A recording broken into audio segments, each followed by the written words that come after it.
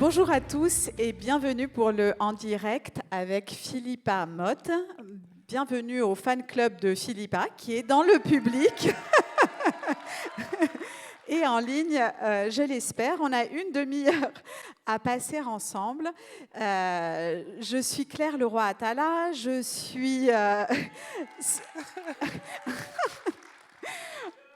On est très content de vous retrouver. On va parler de rétablissement de travail.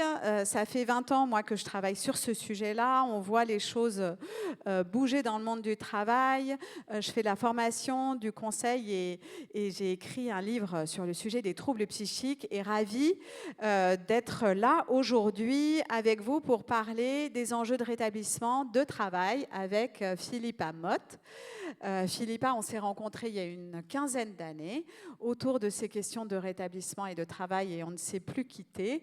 Et ce que je peux dire aujourd'hui, c'est que tu es une femme accomplie, que aujourd'hui tu es consultante, tu es formatrice, tu es coach, tu es père aidante professionnelle et tu coordonnes une plateforme d'intervention de père aidant professionnels dans notamment des institutions de la psychiatrie. Et tu es l'auteur de deux livres, et notamment un livre qui est paru récemment sur tes expériences, et notamment tes expériences d'hospitalisation, parce qu'une des particularités de ton parcours, c'est d'avoir fait l'expérience de la maladie mentale, l'expérience du soin, des hôpitaux, l'expérience de la folie.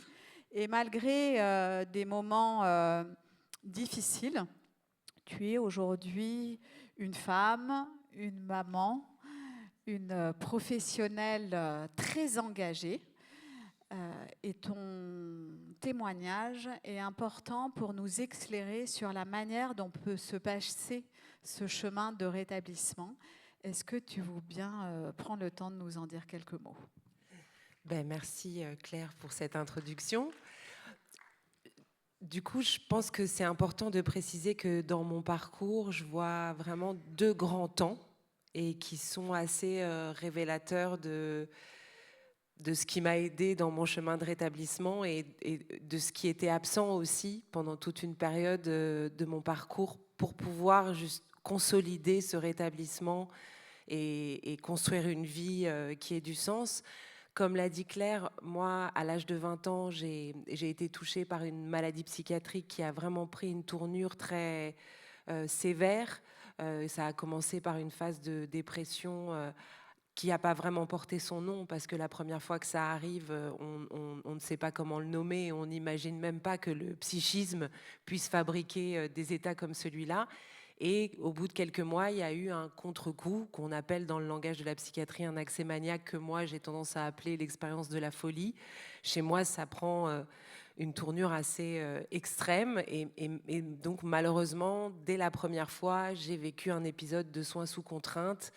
Et tout ça, vraiment, a été une grande fracture entre l'étudiante en licence d'histoire que j'étais avant que tout ça se passe et puis après tout le chemin qu'il a fallu faire pour se reconstruire. Alors à chaque crise, je dirais que j'étais mise au tapis à peu près un an et demi. C'est-à-dire que j'étais vraiment plus en capacité de retourner dans mes études, dans ma vie quand c'est arrivé à 20 ans. Et puis quand même, j'ai expérimenté une reconstruction aussi entre chaque crise, dans le sens où, après la première, j'ai réussi à finir ma licence, à commencer à faire un master, à commencer à travailler. Et puis, il y a une deuxième crise qui est venue percuter mon parcours au début de ma vie professionnelle. Et donc là, à nouveau, une fracture marquée par une hospitalisation en psychiatrie avec les soins sans consentement. C'est quelque chose qui m'a beaucoup frappé, la prise en soins, les modalités de prise en soins qui m'a, même je peux le dire, traumatisée. Il y avait une approche qui était très fondée sur la contrainte, sur le diagnostic, sur les médicaments, sur le fait que, avant tout, on devait comprendre qu'on est malade et qu'il y a cette nécessité de prendre un traitement à vie, mais sans qu'il y ait quoi que ce soit qui soit dit au sujet de la vie. de comment construire son existence avec tout ça. Et surtout, ça, moi j'ai 47 ans aujourd'hui, ça a commencé, j'avais 20 ans. Et ce qui est frappant aussi, les 3 premières crises que j'ai vécues, c'est le climat de société dans lesquelles elles ont eu lieu. Parce que c'était une société dans laquelle c'était absolument indicible. La stigmatisation était... C'était même pas de la stigmatisation, c'était un non-sujet. C'était inenvisageable de pouvoir se présenter dans le monde comme souffrant d'un problème psychique, comme ayant vécu des hospitalisations en psychiatrie. Donc ça voulait dire, quand je m'en ressentais la force, retourner dans le monde ordinaire, sans rien dire de cette expérience, sans moi-même considérer de quoi je pouvais avoir besoin pour trouver ma place. Et donc, en maintenant des zones de fragilité et au fond une incompréhension de ce qui m'était arrivé, qui était grande, mais sur le moment je ne le savais pas.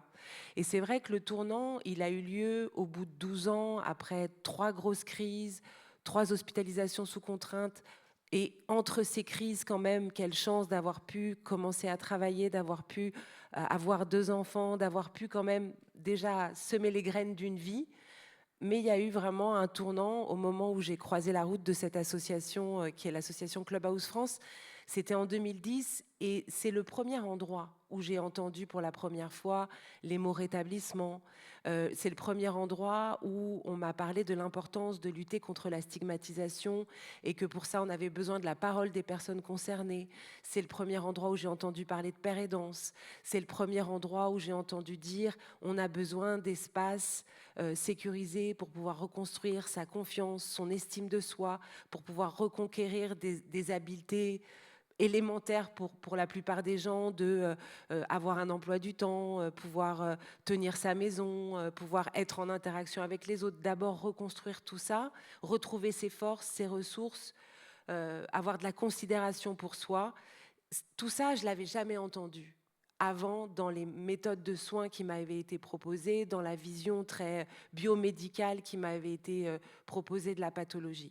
Et c'est vrai que pour que ce rétablissement soit possible, je pense qu'il est fondamental on ne devrait jamais poser un diagnostic et donner des traitements en psychiatrie sans parler de cette dimension du rétablissement et de tout le parcours qu'il y a à faire sur le plan personnel, sur le plan relationnel, de reconstruction identitaire à la suite de difficultés comme celle-là. C'est vraiment complémentaire et le travail joue un rôle important.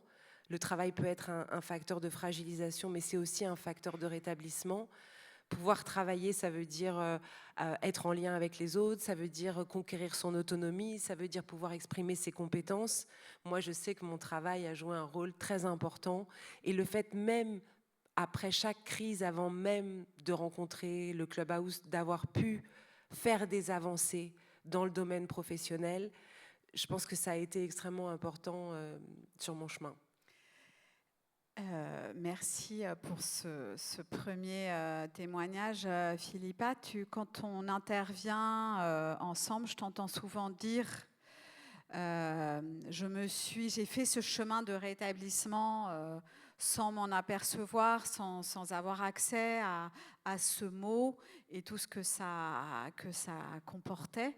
Et effectivement, tu le dis souvent à quel point c'est important d'en parler le plus tôt possible. Qu'est-ce que tu aurais envie de dire peut-être à des personnes qui sont elles-mêmes concernées ou bien peut-être à des proches qui accompagnent des personnes qui rencontrent la maladie, les troubles, ou encore à des managers qui pourraient les soutenir, les aider à garder l'espoir et quelque part peut-être les projeter justement dans ce parcours de rétablissement, quelque chose que peut-être toi tu n'as pas entendu justement suffisamment tôt en tout cas, et que tu aimerais partager aujourd'hui. J'en profite juste pour vous dire que ce temps, il est aussi là pour vous permettre d'échanger en direct avec Philippa, donc n'hésitez pas à lever la main si vous avez des questions ou à vous manifester sur le chat, on prendra le temps d'y répondre.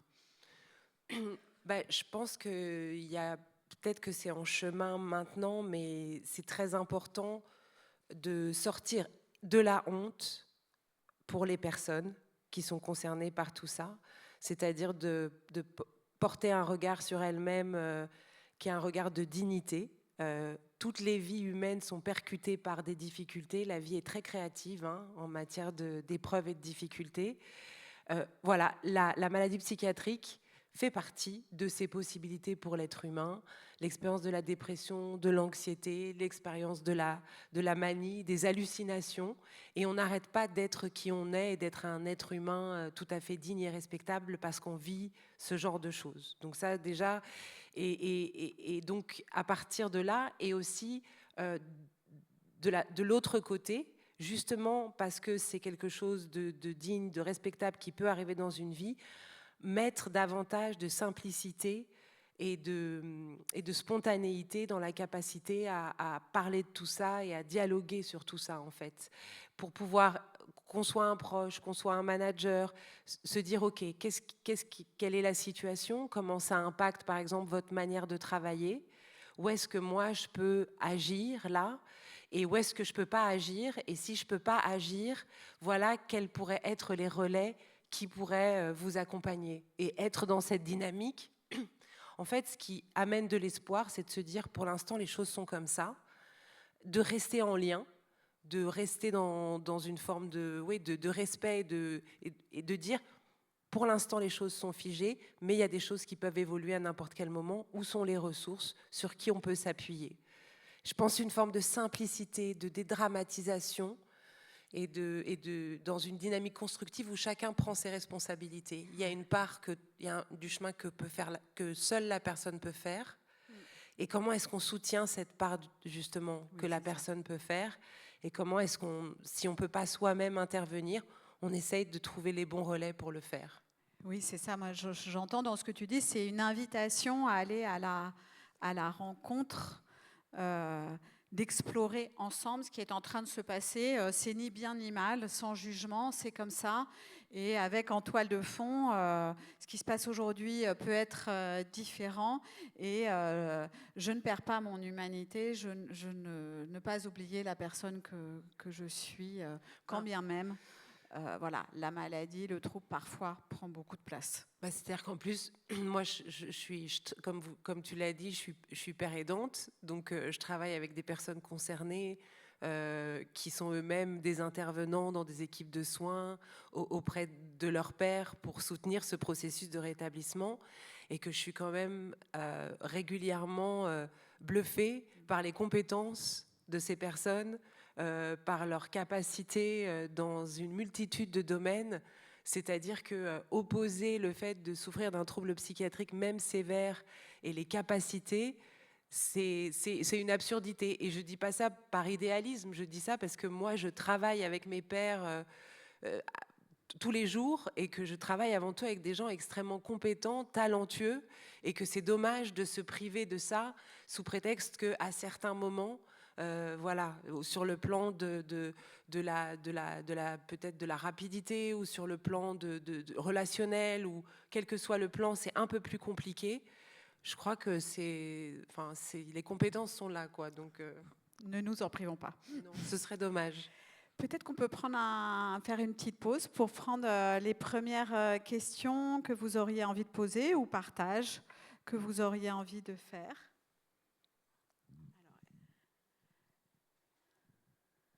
Oui, bonjour à toutes les deux, merci beaucoup. Je trouve ça hyper intéressant parce que pour ma part, je connaissais Claire, mais Philippa, je n'en avais entendu que parler. Et je trouve ça très intéressant que vous disiez la maladie psychiatrique carrément, parce que dans le champ de l'entreprise, souvent, on édulcore les mots parce que c'est plus facile de dire trouble psychique.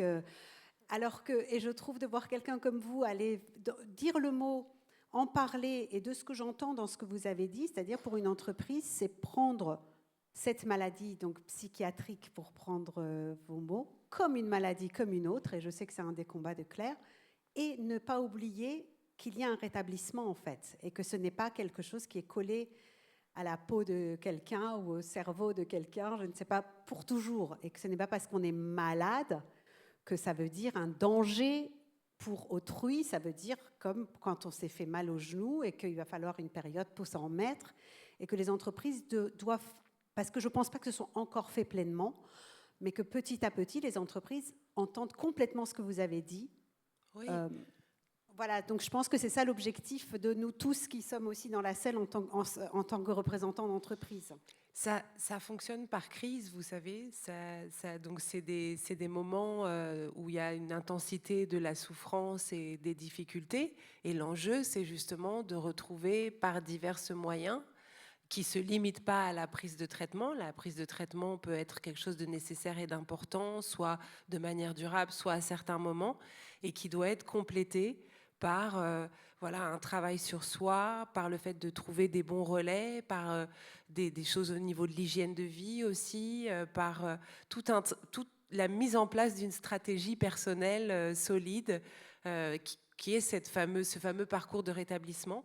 Mais même les gens qui souffrent de schizophrénie ou de troubles bipolaires, ils ont des périodes de crise, mais le reste du temps, ils n'arrêtent pas d'être qui ils sont. Donc si ce sont des gens sympathiques et intelligents, ils restent des gens sympathiques et intelligents. Si ce sont des gens courageux, ils restent courageux. Inversement, s'ils ont les travers qu'on peut avoir en tant qu'être humain, ils demeurent. Enfin voilà, on n'arrête pas d'être qui on est. Et d'ailleurs, cette phrase, c'est ma mère qui me l'a dite quand j'avais 20 ans, que j'étais à l'hôpital et que ça faisait plus d'1 an et demi que je luttais contre une souffrance intérieure absolument abominable, et où elle m'a dit Philippa, maintenant on connaît le nom de ta pathologie, c'est grave et difficile tout ce qui s'est passé, mais tu n'arrêtes pas d'être qui tu es. Et tu étais une étudiante en licence d'histoire avant que tout ça se passe, et elle m'a encouragée à aller passer les 3 dernières matières que je devais valider pour valider ma licence d'histoire et pouvoir rentrer en master. Et elle m'a dit, comme ça, tu n'auras perdu qu'1 an. Et la conviction qu'elle avait quand elle m'a dit ça fait que j'ai validé cette licence. Et cette phrase, je ne l'ai jamais oubliée. Philippa, tu n'arrêtes pas d'être qui tu es. Et ça, il faut avoir en tête que les personnes qui sont confrontées à la maladie psychiatrique, moi je dis en formation, maladie psychiatrique, maladie psychique, trouble psychiatrique, trouble psychique, ça désigne la même chose. En fait, il y a juste peut-être des mots qui font un peu moins peur que d'autres. Mais vraiment, enfin, on a affaire à des personnes avant tout. Et c'est un très beau message à garder aussi pour les proches, c'est-à-dire moi en tant que proche, moi en tant que collègue, moi en tant que manager, je peux être portée par cette phrase-là qui est la personne qui est en face de moi, qui peut-être aujourd'hui me donne à voir tout ce qui ne va pas et qui est empêchée par la maladie ou par les troubles, et pourtant cette personne n'arrête pas d'être qui elle est. Et donc à moi de garder ça en tête, quand bien même elle n'y croirait pas. Et j'ai envie de rebondir aussi sur ta remarque, parce que je trouve que c'est important qu'on s'en parle aujourd'hui, et maintenant que le sujet de la santé mentale, des troubles psychiques, du handicap psychique est abordé dans les entreprises, mine de rien, de manière un peu plus assumée, un peu plus ouverte et plus engagée. Ne pas perdre de vue qu'effectivement, aujourd'hui, il me semble qu'on a un enjeu dans le monde du travail qui est de soutenir la santé mentale pour qu'elle nous permette de continuer à avancer, d'être là au travail, d'être en lien avec les autres, mais aussi de prévenir qu'elle se dégrade. Et donc, il faut être vigilant à tous les facteurs de stress et de minimiser tout ce qui pourrait générer de la souffrance ou des difficultés, mais ne pas s'arrêter là. Et qu'on a un vrai sujet qui est aussi de se poser la question de la manière dont on accompagne, dont on soutient, dont on fabrique des environnements vraiment inclusifs, quand bien même on aurait une manière de fonctionner peut-être un peu plus singulière, peut-être des besoins parfois ponctuellement singuliers, mais qui nous permettent de pleinement pouvoir participer à l'effort collectif dans le monde du travail. Et il ne faudrait pas oublier cette dimension-là au profit de toute une réflexion qui est nécessaire et importante, qui est celle de la prévention et de la création d'environnements professionnels qui soient ni toxiques ni trop facteurs de stress. Ça me fait penser à la question, tu n'arrêtes pas d'être qui tu étais, c'est l'accompagnement au moment du retour à l'emploi. C'est comment est-ce qu'on regarde quelqu'un qui a fait une grosse dépression, un gros burn-out, qui peut-être est parti à un moment donné même de crise avec des symptômes un peu plus particuliers. Et comment est-ce qu'on accueille au moment du retour, sans oublier le ou la professionnelle que cette personne a été avant de découvrir qu'elle pouvait vivre des choses comme ça, et en ayant à cœur d'accompagner la reconquête des compétences et des facultés qui peuvent se remettre en route. Bonjour. Bonjour. Alors, moi, je suis ravie d'être là. Ça fait 15 ans qu'on se connaît, Philippa, et Claire aussi. On s'est rencontrés au moment de la création de Clubhouse. Pour moi, toi, tu es l'égérie du rétablissement en France. Tu es le soleil, la muse, enfin voilà, toujours autant. Voilà. Et Claire, le binôme parfait. Voilà, c'était ma petite minute de kiff. La question que j'avais, moi, c'était... en fait, j'ai 2 questions. Tout ce qu'on fait en faveur du rétablissement, notamment dans le travail pour les personnes concernées, on dit par exemple que tout ce qu'on va faire pour intégrer le sur-mesure et répondre aux besoins spécifiques des personnes dans l'entreprise, ça va servir à tout le monde, à la performance de l'entreprise, etc. Enfin, tous les discours autour de ça. En quoi, pour toutes les deux, cette approche-là dans l'entreprise apporte de la valeur ajoutée? Et l'autre remarque que j'ai, et c'est intéressant d'avoir votre point de vue, à l'inverse, il y a encore quand même beaucoup de beaux discours autour de ces sujets-là. On sait, ça fait 15 ans qu'on lutte ensemble pour faire avancer le sujet. La crise sanitaire a permis de le mettre au devant, mais n'empêche que ça se dégrade, n'empêche que là, j'écoutais ce matin les infos, il y a de plus en plus d'arrêts maladie. On est quand même beaucoup sur le curatif, entre guillemets, plutôt que sur la prévention. Ça rejoint un peu la première question. Il y a tout un pan aussi de fil tendu entre la vie privée et la vie professionnelle. Et mine de rien, dans l'entreprise, dans les organisations, il y a encore vachement de gens démunis. Et puis, chaque personne est différente. Il y a des gens qui sont plus ou moins atteints que d'autres, qui ont plus ou moins été cabossés par la vie. Donc, ça reste quand même hyper compliqué. Donc, concrètement, aujourd'hui, qu'est-ce qu'il faut faire pour vraiment accélérer les choses et répondre vraiment à l'enjeu qui est toujours aussi énorme et qui le sera de plus en plus dans le contexte actuel, notamment? Désolée pour la... Merci, Vous avez 4 heures. Merci Lucie pour cette question auquel nous allons répondre facilement en quelques minutes. Déjà, la première chose qui me vient, c'est que on parle donc des problématiques dans l'entreprise. Qui dit entreprise dit travail. On va dans les entreprises pour travailler. Donc c'est notre fil conducteur pour réfléchir. C'est-à-dire c'est autour des postes ou des environnements de travail.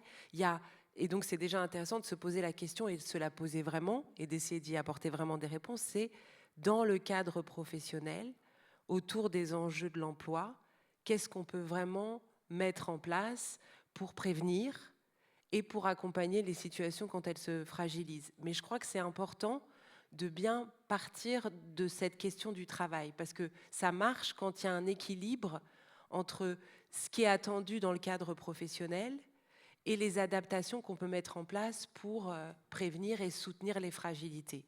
C'est-à-dire que l'entreprise n'est pas un lieu de soins. Ça, c'est important de le dire. Et l'entreprise, il y a des choses qu'elle peut soutenir. Et déjà, si ce qu'elle peut soutenir, elle le fait avec le plus d'application possible, le plus d'honnêteté possible, en mettant en place les moyens pluridisciplinaires, en ayant vraiment des politiques d'aménagement, d'adaptation qui soient solides et des relais internes. Et que moi, je me suis toujours dit, il faut que le rôle de ces relais soit aussi important que la direction financière. Voilà, déjà, c'est... Non, mais c'est ça, c'est-à-dire, c'est pas secondaire. C'est aussi important et c'est au service de la performance de l'entreprise. Parce que si l'argent, c'est le nerf de la guerre, le mental des troupes, c'est celui de la victoire, en fait, quand même. Hein. Non, mais, voilà, donc c'est ça. Et ensuite, je trouve que moi, l'enjeu, c'est de réhumaniser les espaces de travail, mais au sens propre. Et je trouve que ce sujet de la santé mentale, il est très intéressant pour ça, parce qu'il oblige à parler de vraies choses difficiles, de la fragilité humaine et de comment on est tous un peu fragiles. et qu'on arrête de se raconter des histoires trop corporate. Et donc, c'est comment est-ce qu'on se sert de ce levier pour... et d'ailleurs, c'est pour ça que j'adore faire des formations en entreprise sur ces sujets-là. C'est parce qu'en fait, la santé mentale est un véhicule pour parler de la qualité des rapports humains dans l'entreprise, de la manière dont on se reconnaît les uns les autres, de la manière dont on est attentif les uns aux autres. Et c'est pour ça qu'au fond, la formation, la sensibilisation, c'est des espaces qui sont hyper intéressants. Après, c'est comment les gens qui ont été formés s'en emparent et ont la possibilité de mettre en place un certain nombre de choses. Et est-ce qu'il y a des relais suffisamment solides et étoffés pour diffuser tout ça d'une manière qui soit vraie? Et peut-être pour prolonger par rapport à cette question que tu poses de la valeur ajoutée, qu'est-ce que ça apporte? Je pense qu'effectivement, cette invitation que la santé mentale fait à finalement se parler des vraies choses et dans une forme d'authenticité qui est demandée par les personnes, je pense qu'il y a un aspect, en tout cas en ce moment, qui est en train de se dessiner et qui peut être une voie, en tout cas, de progrès et d'avenir, c'est que du coup, ça vient réinterroger le rôle des managers, là. À qui on demande d'être en capacité d'aller vers, d'ouvrir ce dialogue un peu en sincérité, de développer une écoute. Et finalement, on est en train de dessiner, je pense, un nouveau profil de manager qui, à mon avis, a vocation à répondre à de nouvelles attentes qui ne sont pas du tout uniquement propres à des personnes qui seraient en situation de handicap psychique ou qui ont des troubles psychiques. Et je pense que là, on touche en tout cas un point qui est intéressant pour les entreprises. La deuxième question que tu poses, aujourd'hui, on a quand même des éléments tangibles de travaux de recherche qui montrent qu'il y a des enjeux autour de climat de sécurité psychologique, c'est-à-dire qu'on a besoin de retrouver des espaces de sécurité. Et ces espaces, on sait très bien par quoi ça passe. Ça passe par la possibilité d'avoir le droit de parler de soi, avoir le droit de parler de sa fragilité, de sa vulnérabilité, avoir le droit de dire « j'y arrive pas », avoir le droit de demander de l'aide et de dire... Donc ça, c'est assez clair en fait. Donc comment on fait pour travailler à ces sujets-là dans les collectifs de travail et refabriquer effectivement des espaces d'humanité où on peut parler en sincérité et de soutien et de solidarité du travail collectif, quoi. Donc ça, c'est des vrais leviers sur lesquels on peut travailler. Il y a un autre levier sur lequel on a des résultats, c'est quand même la question de tout ce qui touche aux horaires de travail. C'est-à-dire que tout ce qui introduit de la souplesse en termes d'organisation pour les personnes, qui leur permet justement d'organiser leur vie, est un vrai levier d'équilibre psychique. Donc comment on fait pour introduire ça mieux dans les organisations? Peut-être qu'on peut répondre à une question qui a été posée par une personne en ligne pour terminer cette rencontre. Est-ce que c'est possible de nous l'afficher? Je crois que c'est une personne qui avait un conseil pour sa fille et qui voulait savoir ce qu'on pensait des centres experts. Est-ce qu'on peut y répondre, Philippa? Oh là là, c'est la question la plus politique. Il y a un débat autour des centres experts en ce moment. Écoutez, les centres experts, déjà il y a des centres experts, mais pas pour toutes les pathologies, je crois. Il y a des centres experts pour les troubles du spectre autistique, la bipolarité, la schizophrénie et peut-être certaines formes de dépression. C'est un espace de diagnostic où on va faire aux gens un certain nombre de tests, où les personnes vont pouvoir rencontrer aussi des psychiatres, psychologues. C'est très variable en fait. Il y a des gens qui sont très contents d'obtenir justement une vision plus précise de ce qui les fait souffrir et de pouvoir poser des mots dessus et d'avoir des tests qui objectivent tout ça. Si vous tombez sur des gens qui l'amènent avec humanité, encore une fois, et avec une forme de sensibilité, je pense que c'est bien. Après, il faut faire attention, que ce ne soit pas trop désincarné, que ce ne soit pas trop technique. Encore une fois, c'est vraiment la complémentarité entre une approche voilà, technique, scientifique, médicale, et puis aussi toute cette dimension du rétablissement.